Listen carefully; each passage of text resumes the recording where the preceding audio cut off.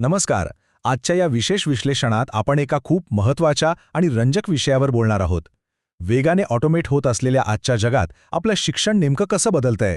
विशेषतः महाराष्ट्र राज्य तंत्र शिक्षण मंडळाच्या नवीन स्कीममुळे तंत्र शिक्षणात नेमका कोणता मोठा बदल घडतोय हे आपण आज सविस्तर उलगडून पाहणार आहोत. चला तर मग सुरुवात करूया. आता सर्वात पहिला प्रश्न असा पडतो की भविष्यासाठी आपण खरंच तयार आहोत का?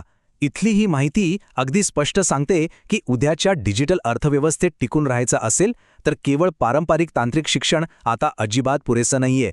त्यासाठी आपल्याला काळाच्या पुढचा वेध घ्यावाच लागेल. तर आज आपण नेमक्या कोणत्या 5 गोष्टी पाहणार आहोत? आपण भविष्यातील तंत्रज्ञान, स्कीमची प्रत्यक्ष ओळख, पायथॉन प्रोग्रामिंगचं महत्त्व, प्रात्यक्षिक प्रशिक्षण आणि थेट जागतिक पातळीवरील रोजगाराच्या संधी असा संपूर्ण प्रवास समजून घेणार आहोत. विभाग 1. भविष्यातील तंत्रज्ञानाचे स्वरूप.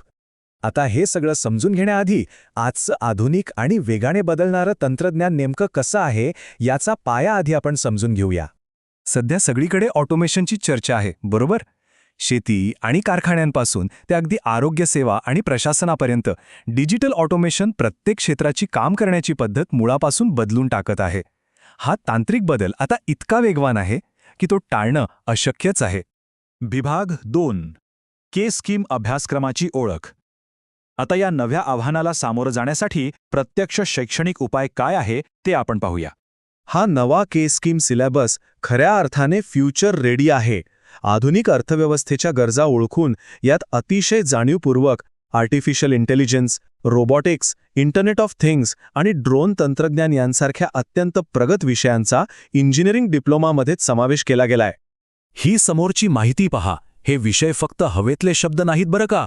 हा प्रत्यक्ष अभ्यासक्रमाचा पुरावा आहे जो हे स्पष्ट करतो की ही सगळी उदयोन्मुख तंत्रज्ञाने आता अधिकृतपणे आपल्या मूलभूत शिक्षणाचा एक अविभाज्य भाग बनली आहेत.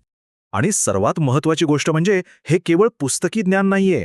IoTमुळे स्मार्ट सिटीज कशा चालतात किंवा रोबोटिक्सच्या माध्यमातून फॅक्टरीजमध्ये औद्योगिक ऑटोमेशन कसं होतं हे सगळं आजचे विद्यार्थी आता प्रत्यक्ष शिकत आहेत. विभाग 3. पायथॉन का महत्त्वाचे आहे? आता या सगळ्या आधुनिक यंत्रणा तयार करण्यासाठी लागणारं सर्वात महत्त्वाचं आणि मुख्य साधन म्हणजे पायथॉन प्रोग्रॅमिंग. त्याबद्दल बोलूया. जुन्या किंवा C++ सारख्या भाषांमध्ये काम करताना खूप क्लिष्ट कोडिंग करावं लागायचं. पण पायथन हे अगदी सोप्या इंग्रजीसारखं आहे. जुन्या भाषेतील शेकडो ओळींच्या क्लिष्ट कोडिंगची जागा पायथनमध्ये फक्त काही साध्या आणि सोप्या सूचना घेतात. या अफाट साधेपणामुळेच मशीन लर्निंग, AI आणि डेटा सायन्स सारख्या उच्चस्तरीय कामांसाठी आज पायथॉनला जगभरात सर्वाधिक पसंती दिली जाते. यामुळे काम अतिशय वेगवान होतं.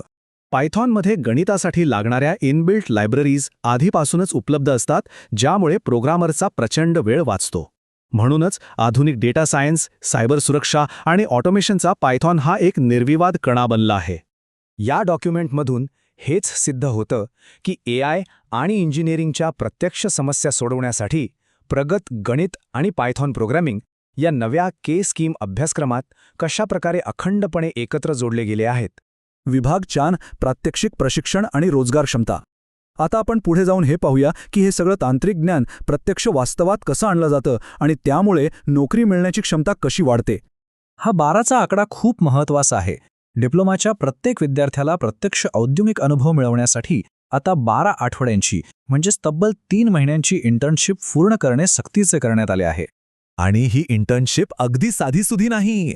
या अतिशय कठोर प्रशिक्षणात प्रत्यक्ष कोडिंग, क्लाउड कम्प्युटिंग आणि लार्ज लँग्वेज मॉडेल्सवर काम करण्याची संधी मिळते.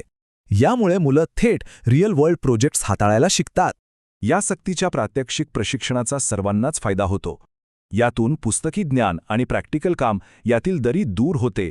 विद्यार्थ्यांच्या नोकरीचा प्रश्न सुटतो आणि कंपन्यांनाही अतिशय उत्तम, तयार कुशल मनुष्यबळ मिळतं. विभाग 5. जागतिक स्तरावरील उच्च विकासाच्या रोजगाराच्या संधी.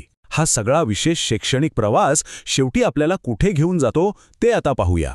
हे सगळं आधुनिक शिक्षण दिल्यानंतर उद्दिष्ट अगदी स्पष्ट आहे. या कुशल विद्यार्थ्यांना केवळ स्थानिक नाही तर थेट जागतिक रोजगारासाठी आणि परदेशात काम करण्यासाठी पूर्णपणे तयार करण्यावर विशेष लक्ष केंद्रित केलं गेलंय.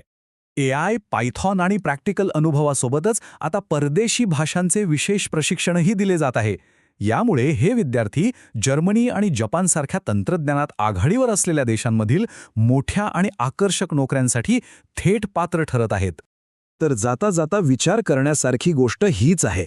जेव्हा ही सगळी नवीन AI आणि आधुनिक तंत्रज्ञानाने पूर्णपणे सज्ज असलेली पिढी जागतिक स्तरावर काम करायला सुरुवात करेल, तेव्हा उद्याच्या आंतरराष्ट्रीय डिजिटल अर्थव्यवस्थेत किती मोठा क्रांतिकारी बदल होईल. नक्की विचार करा. आजच्या या माहितीत आपण इथेच थांबूया.